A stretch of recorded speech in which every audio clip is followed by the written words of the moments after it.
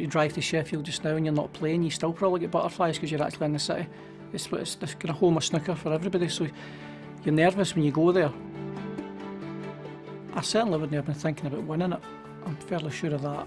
Be trying to get involved in the tournament, win your first match. I played really well. I think even John would accept that at the time it was a better draw for me because John was kind of going out of the game. But you've still got to play well, he's got that much experience. I played well and managed to win quite comfortably. 11's framed them up, framed up.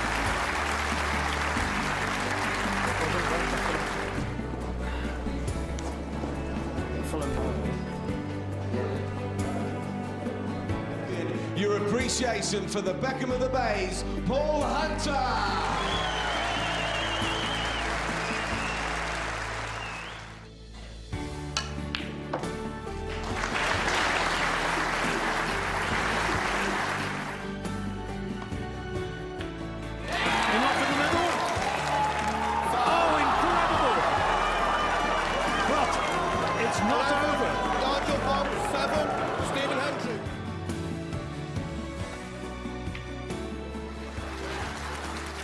I was obviously happier to play Nigel than play Stephen Hendry, so it's a good draw for Nigel as well.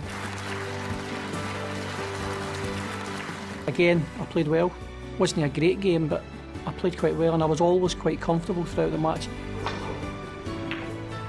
I always felt as if I had him kind of at arm's length, and then obviously in the final session the most pressure's on then, and I played better in that session and went away.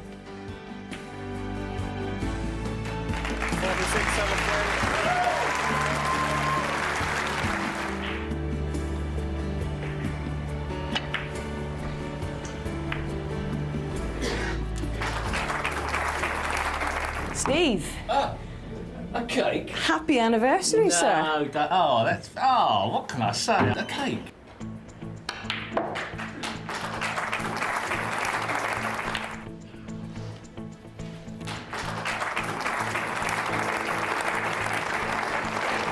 The quarterfinal's a big carrot because it gets you in the semis with a one table, and that feels as if you've actually won something just to get there. I wouldn't have been favourite against Neil Robertson, and I played really well, and again I felt quite comfortable, and I think I built a big lead to 12-8. Any snooker player will tell you it's a scary feeling when you've got a big lead. You only need one and somebody keeps coming back at you. Neil kind of just threw his arm at everything, and everything was going in. And then obviously to 12-all, and I played a good decider, but it was nervy, but I played a good decider.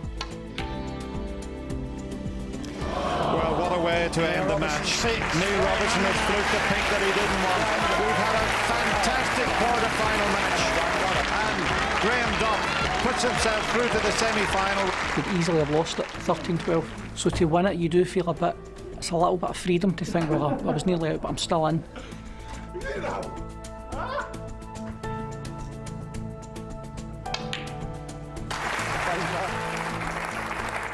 If you get to the semi-final, it's the one table set up, and I was playing the same player, and Ronnie O'Sullivan, who annihilated me in the final in 04. I didn't really have the belief to beat Ronnie, and if it wasn't for Del Hill, I don't think I would have won it.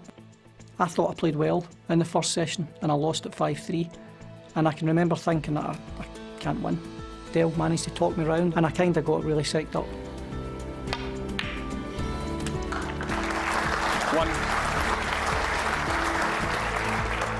Throughout the tournament he was having problems with his tip, but what annoyed me was the fact that the camera caught him biting it off, and you're not allowed to do that. I mean, if the referee's got to prove there's something wrong with your tip, and then they give you 15 minutes. But it was the fact that he actually bit it off, and it was at a stage where I was coming back into the match, I had momentum, and I didn't want to come off. And it annoyed me, and I was kind of arguing backstage about telling him to hurry up and get his tip on, and I want to play in it, and I was probably over-psyched up, but it helped. And I played really well. Graham Dott's got himself back in very nicely, hasn't he? What do you make of his attitude, John? Because he's come out almost showing that he's ready for a fight.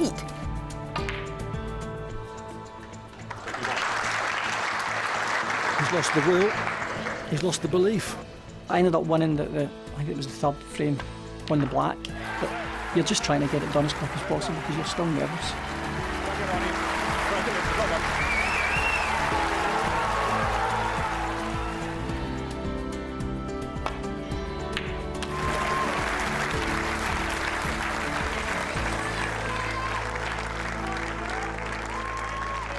So obviously you've got all the press, there's bits of TV that we need to do for the final. Like myself and Peter was in the crucible, I think, for that particular final, where we're doing things at the table, and you've got to get through all that as quick as you can to get out of the way.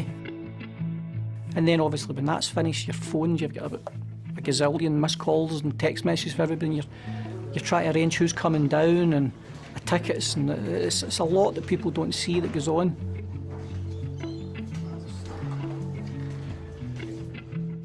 It was probably the first time that I genuinely did think, right, I can win this now. I don't know how many finals I'd been in before that where I had lost, but I was playing every final I seemed to be in. I was losing to Stephen Hendry or Ronnie Sullivan or John Higgins. So this was the first final that I played against, and it wasn't a so-called kind of top 4 player. And I fancied my chances. I thought I had a good chance of winning. I like Peter a lot, but he's slow. He's slower than most players, and it always frustrated me. And I remember saying to Dell, and Dell was trying to drum it into me, it doesn't matter how long he takes, you'll take longer, and just accept how long it's going to take. But it was grim. It really was grim. But I'm winning, so I'm dealing with it. But I kind of won the first session, I won the second session, but we kept getting pulled off early because it was taking too long. If I win the third session, I think I've won. And I won the third session. We got pulled off early again at 15-7. And I thought I'd won. Biggest mistake I've ever made in my life. Completely thought I'd won. And switched off completely. And I walked out. I could not pot a ball. If I only needed one frame, I might scrape one, but the fact I needed 3, I was really panicking, and I just completely gone. He won the first 4, and it was a disaster. So now I'm back in the dressing room at 15-11, and I go back out, and he wins another frame, and I thought, oh my God.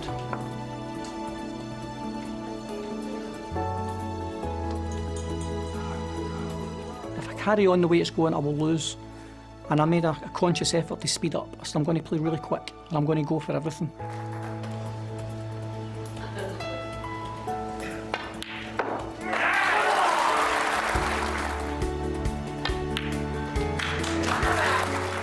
It felt just more like a total relief that, thank God, I never actually threw that away and be remembered for losing the biggest ever lead. So it was just a massive relief.